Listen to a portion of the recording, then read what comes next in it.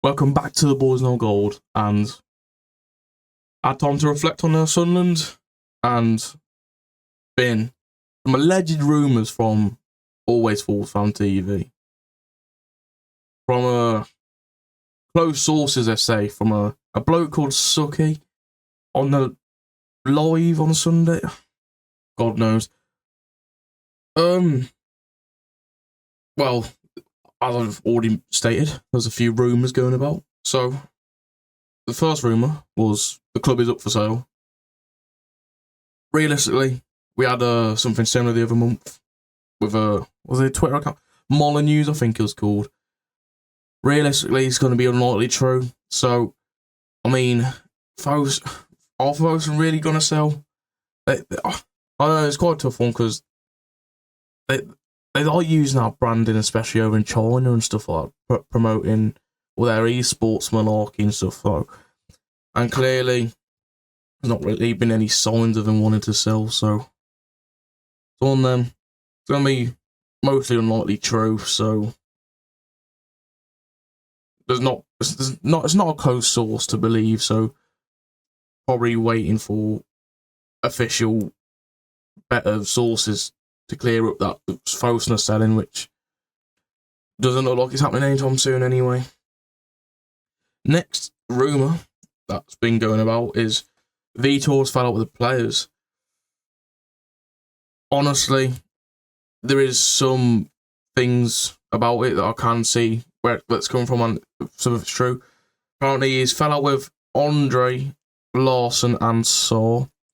Andre was promised like bringing in a better squad and like European football or something with the club as well. So Andre is apparently not happy with the club and the manager.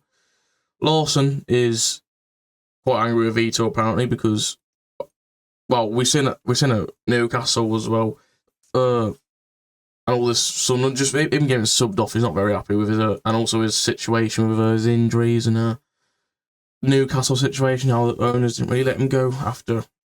Obviously he said he wanted to leave, but he didn't mind staying. Well, realistically, when you get an offer by Newcastle when they're playing Champions League football and we're bound for relegation again, you are going to make that move, aren't you? Especially when you bagged, 13 Premier League goals a season before. Of course you're going to want to move. And you are going to get a bit annoyed after the owners have said, no, you can't move, so jog on. Yeah. And so, just not playing in general at the moment. So he's not happy with Vitor. I mean, you can blame him because, yeah, he's not playing. But has he been putting in the right performances? I don't think so. So, in a way, Saw's fault at the end of the day a little bit. Also, apparently, Vitor has not been travelling on the team bus. It's not great, is it? Well, especially after a loss like Sunderland, you would want to just get on the team bus and go talk to the players and just calm down a bit. But apparently, he flew straight home to Portugal after the Sunderland loss. Apparently, Bruno Lage did something similar to that the other year when he was here. And apparently the owners didn't like him much after that. And I'm assuming Jeff isn't going to be very happy with Vitor after this situation again as well. This is a tough one. It is a really tough one because realistically, maybe you're frustrated with the team and you need a break, but you do not literally straight after. You need to like have a training session or talk to your players. Like, I know after such a bad loss like that, you can't just fuck off the team and fuck off back home like that. It's like, I don't know. Obviously, again, sources aren't very reliable, and who knows if it's true. But if it is, it's not looking great. It also seems like Jeff is turning on Vitor as well as us. I don't know. There's been signs that's like, I don't know. There's no like visible proof that Jeff is turning on Vitor, but you can just tell it's heading that direction.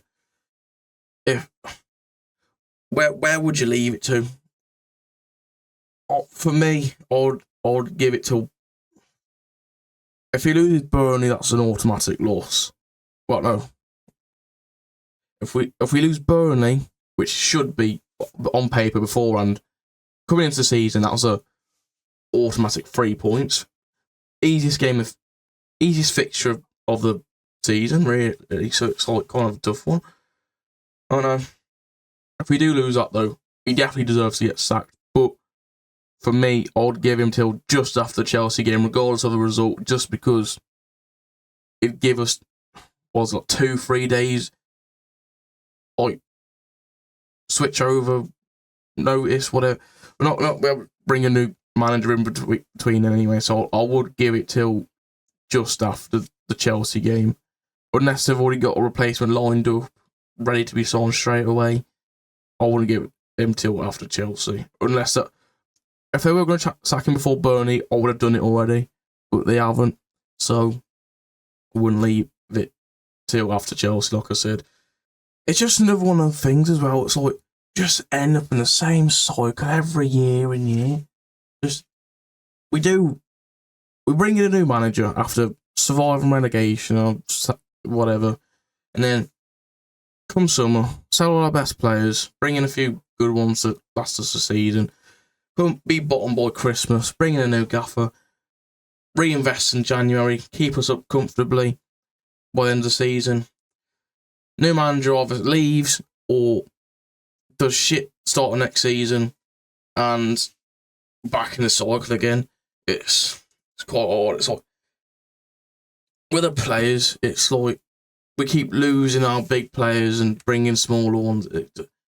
Obviously, a change of team doesn't help.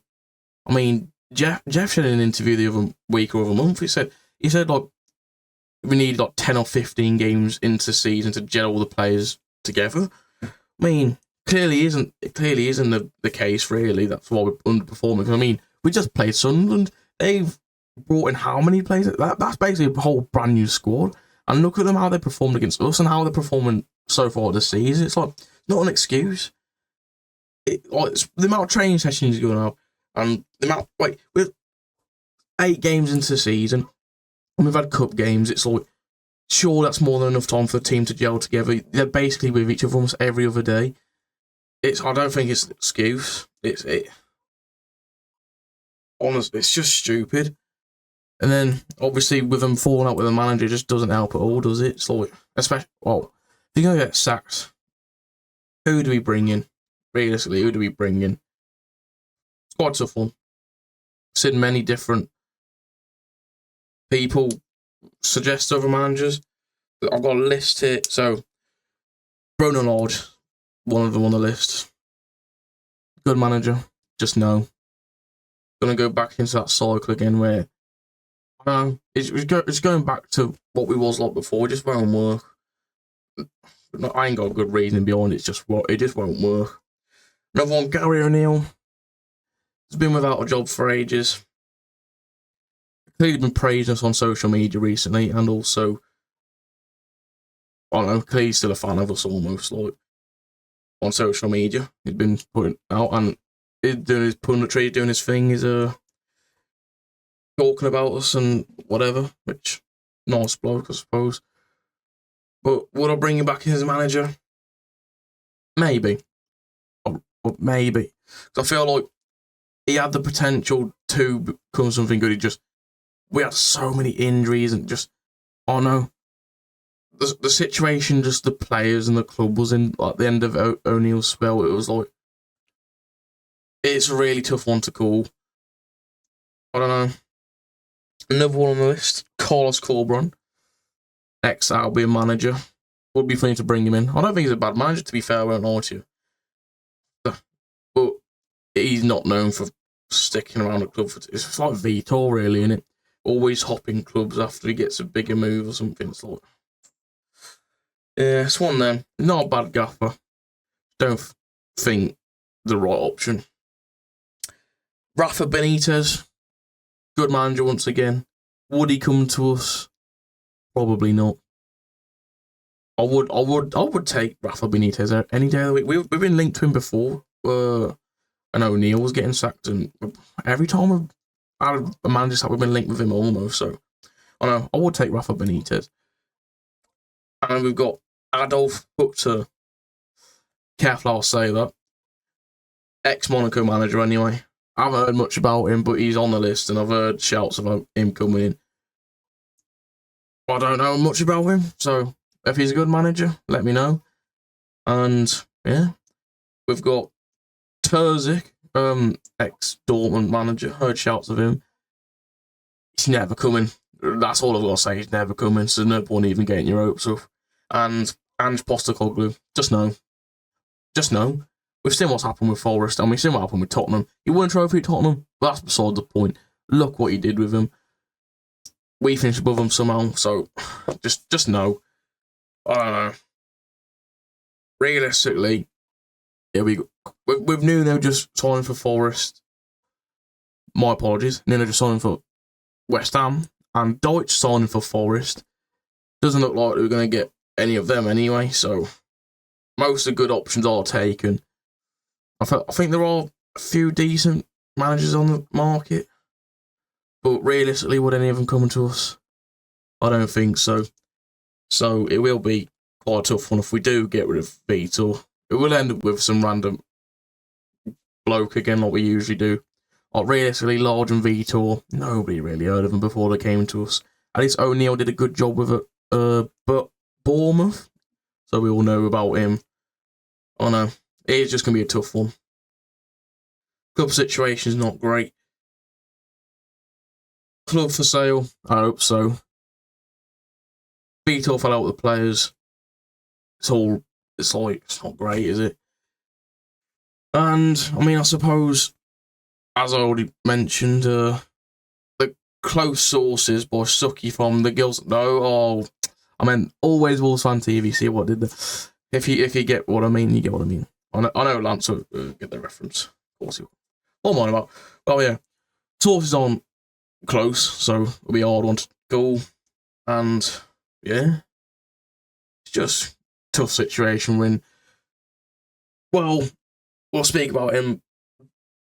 Burnley preview. I'll see if I can be optimistic again. I was optimistic for Sunderland, but we also know that turned out. I'm not a very unoptimistic guy. I do back us a lot, except from when we did Premier League predictions. I did back us to lose quite a lot. But to be fair, I do think we will. I always think we'll perform, but we just never do. So, Vitor, I don't know. They're proving me right anyway. I don't know. Club situation's a mess. Make sure to check out all the other videos. Sunderland video, I would say did well. He did do well. We got 1.8k views, I think. That did good, but the amount of hate on comments, and we made it. Everyone's hating us on Twitter as well. Massive, we're big time. Yeah, make sure to check out all the other videos. Should be coming up with a few decent videos coming up soon, and also I mentioned it just a second ago, making a Burnley preview. So when that comes out, make sure to check that out. And other than that, that's the boys no gold out.